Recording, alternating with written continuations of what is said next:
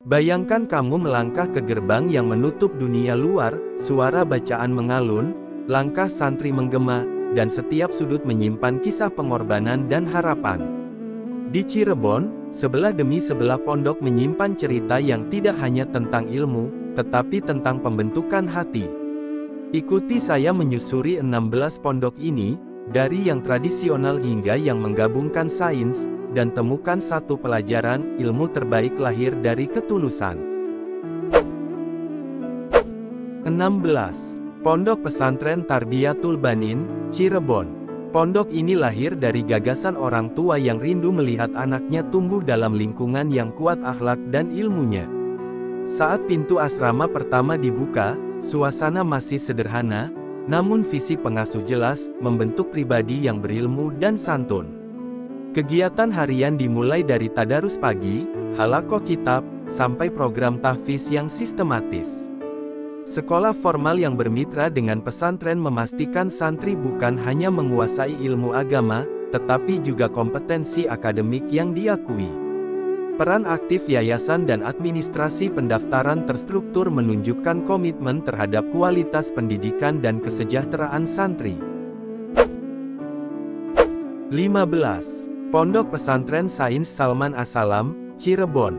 Di Salman As-Salam, laboratorium dan musala berdampingan, rak buku sains ada di lorong yang sama dengan rak tafsir.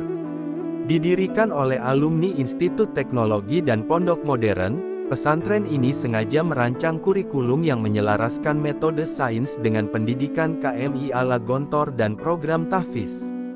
Santri diajak berpikir kritis lewat proyek praktikum sambil diperkaya wawasan Al-Quran dan akhlak. Relokasi ke Cikalahang dan dokumentasi program praktikum seperti simulasi pembangkit listrik kecil memperlihatkan komitmen lembaga, menyiapkan generasi religius yang juga kompeten secara teknologi. 14. Pondok Pesantren Al-Jauhariyah, Balerante, Cirebon. Di Desa Balerante, Al-Jauhariyah menjaga tradisi salaf secara konsisten. Suasana pengajian Bandongan dan Sorogan menjadi nadi pembelajaran, sementara madrasah formal memastikan lulusan memiliki ijazah yang diakui. Santri datang dari berbagai daerah untuk meresapi pembelajaran kitab kuning dan pembiasaan ibadah. Pengasuh dan generasi berikutnya menjaga nama pesantren sebagai pusat ilmu lokal dengan menyelenggarakan kegiatan tahfiz, pengabdian masyarakat, dan pembinaan bahasa Arab. Kehadiran website serta kanal informasi pesantren memudahkan wali santri melakukan pendaftaran dan verifikasi kurikulum. 13. Pondok Pesantren Kempek Khas Kempek, Cirebon. Kempek adalah tempat warisan keilmuan yang tumbuh sejak awal abad ke-20, tradisi nahwu, saraf, dan metode kitab kuning menjadi ciri khasnya. Pendiri yang karismatik meletakkan dasar pengajaran bahasa Arab klasik, sehingga Kempek melahirkan banyak ulama dan pendakwah. Sepanjang waktu Kempek menggabungkan kegiatan tradisional seperti rilah keilmuan dan majelis bersama dengan upaya penguatan administrasi pendidikan modern. Kini pesantren aktif berkomunikasi lewat kanal resmi dan media sosial, memfasilitasi pendaftaran, pembinaan tahfiz, serta pelatihan kepemimpinan santri. 12. Pondok Pesantren Gedongan, Cirebon. Gedongan bertahan sebagai pesantren tua yang menjadi rujukan moderasi Islam di Cirebon. Dari generasi ke generasi, metode Sorogan, Bandongan, dan kajian tasawuf dipertahankan sambil mengintegrasikan madrasah formal. Santri belajar disiplin, etika, dan pengabdian masyarakat. Sosok Kiai Gedongan menjadi panutan intelektual lokal. Sejarah panjang pondok dan dokumentasi yayasan mencatat peran Gedongan dalam mencetak tokoh dakwah serta menjadi titik temu tradisi keilmuan klasik dan penguatan nilai moderat. Kehadiran profil yayasan dan arsip lokal membantu menelusuri jejaknya. 11. Pondok Pesantren Al-Ikhlas beberapa unit Cirebon. Nama Al-Ikhlas dipakai di beberapa unit yang menyebarkan pendidikan agama terintegrasi di Cirebon.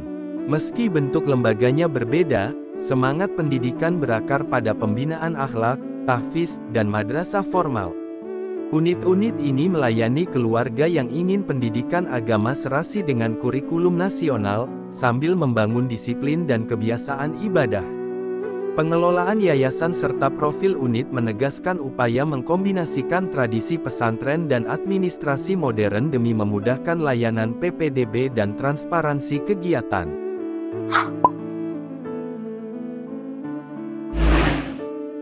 10. Pondok Pesantren Nurus Hidik Cirebon.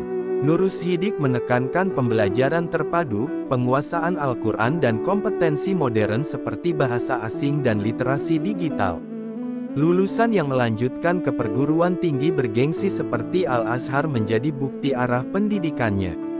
Kurikulum terintegrasi mendukung pembiasaan akhlak, teknologi, dan kewirausahaan sederhana sehingga santri tidak hanya pandai membaca kitab tetapi juga siap menghadapi peluang kerja masa kini.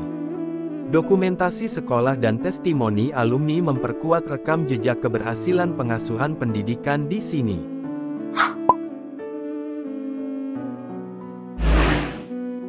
9. Pondok Pesantren Putra Tahsinul Akhlak, Winong, Cirebon. Tahsinul Akhlak menempatkan pembinaan budi pekerti sebagai pondasi.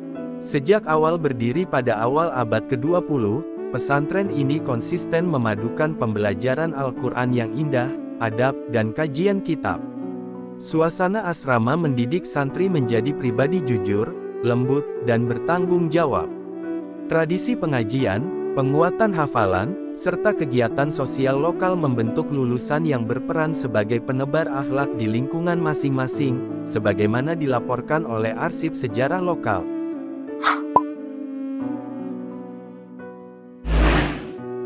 8. Pondok Pesantren Manbaul Ulum, Cirebon. Manbaul Ulum lahir dari visi menggabungkan kitab klasik dan pendidikan modern. Pengasuh terkemuka membangun kurikulum terpadu, kitab kuning, madrasah formal, dan program vokasi. Santri diajari metode tradisional sekaligus diberi ruang keterampilan praktis sehingga mereka bisa menjadi guru agama, pendidik, atau profesional. Situs resmi pondok dan liputan media menggambarkan fasilitas, pengasuh, dan kegiatan akademik yang membuat Manbaul Ulum menonjol sebagai institusi yang adaptif namun berakar kuat.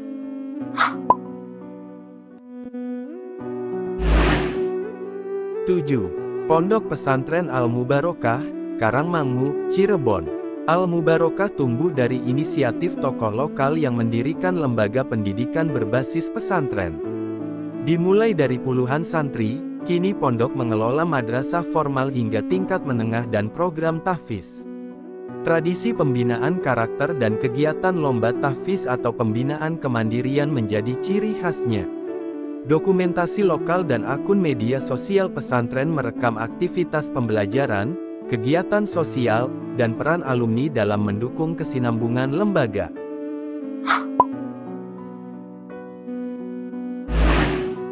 6. Pondok Pesantren An-Nidlom, Cirebon. An-Nidlom menempati lokasi strategis di kota sehingga memudahkan sinergi antara pendidikan pesantren dan akses ke perguruan tinggi lokal.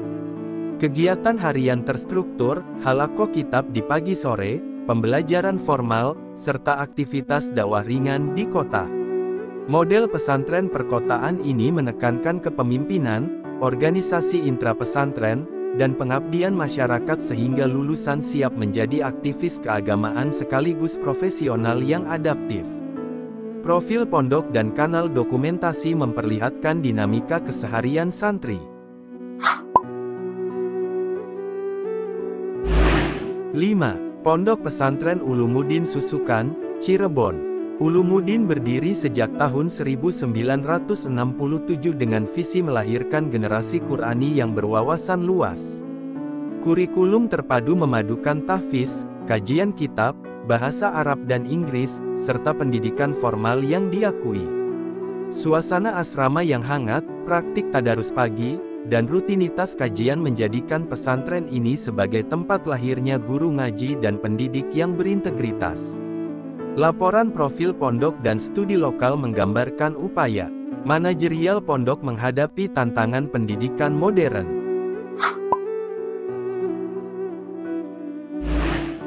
4. Pondok Pesantren Madinatul Najah, Cirebon. Madinatul Najah adalah contoh pesantren urban yang memadukan pendidikan agama dan keterampilan modern. Didirikan atas tanah wakaf, pondok mengelola madrasah ibtidaiyah sampai aliyah, program tahfiz, serta kegiatan ekstrakurikuler kreatif. Fokus pada pelayanan PPDB terstruktur, pembinaan kepemimpinan, dan kerjasama dengan pemangku daerah menjadikan Madinatul Najah lembaga yang dinamis. Dokumentasi resmi pondok dan laman berita lokal memuat sejarah pendirian serta rangkaian kegiatan pendidikan yang konsisten.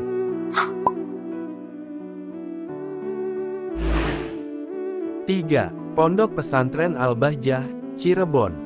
Al-Bahjah dikenal luas karena program tahfiz intensif dan jaringan pendidikan formal di bawah bimbingan Buya Yahya. Ponpes ini menempatkan karantina hafalan, latihan tajwid, dan pembinaan dakwah sebagai prioritas, sambil menyelenggarakan sekolah formal yang mendukung jenjang akademik santri. Website resmi, unit tahfiz, dan publikasi PPDB menegaskan fokus pondok, menghasilkan penghafal yang juga paham ilmu syariat dan mampu berdakwah dengan santun. Kegiatan rutin dan agenda pembinaan tampak transparan di kanal resminya.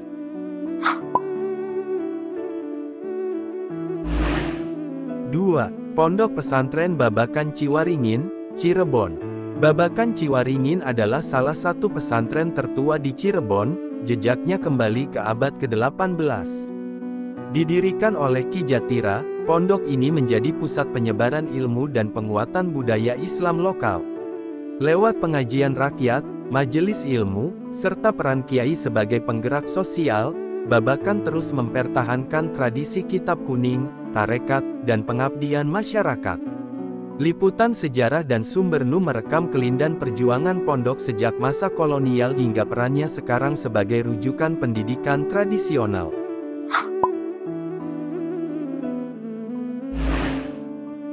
Satu, Pondok Pesantren Al-Hiyaroh Buntet Cirebon.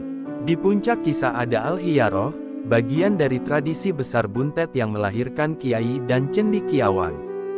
Didirikan pada era modern oleh Kiai Haji Nasiruddin dan dilahirkan dari tradisi Buntet yang lama, Al-Hiyaroh menggabungkan metode sorogan dan bandongan, penekanan akhlak, serta moderasi beragama. Sejarah perlawanan terhadap kolonialisme dan perkembangan lembaga menjadi bagian dari identitasnya. Profil pesantren dan arsip keluarga pengasuh menegaskan posisi Al-Hiyaroh sebagai pusat keilmuan dan rujukan moral di Cirebon. Itulah 16 cerita, singkat namun padat, tentang pondok pesantren di Cirebon. Masing-masing menyimpan tradisi, pengorbanan, dan upaya menyesuaikan diri dengan zaman tanpa mengorbankan akhlak.